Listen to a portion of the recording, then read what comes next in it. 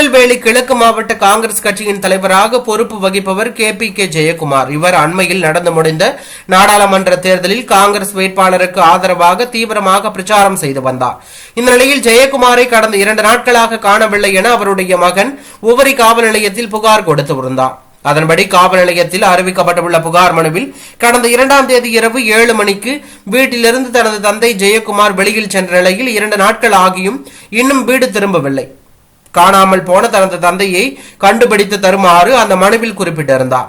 அந்த புகாரின் அடிப்படையில் காவல்துறையினர் வழக்கு பதிவு செய்து விசாரணை மேற்கொண்டு வந்தார்கள். முன்னதாக கடந்த மே மாதம் 30ஆம் தேதி ஜெயக்குமார் தன்னுடைய வீட்டிற்கு முன்பு சிலர் நோட்டமிட்டுக் கொண்டு இருப்பதாகவும் அவர்கள் திருட்டு சம்பவத்தில் ஈடுபடுபவர்கள் என நினைத்தோம், ஆனால் தனக்கு கொலை மிரட்டல் விடுவதாகவும் அவர்கள் வீட்டை சுற்றி வருவதாகவும் தெரிவித்து சிலரது பெயர்களை குறிப்பிட்ட மாவட்ட SPக்கு ஜெயக்குமார் புகார் அனுப்பியுள்ளார்.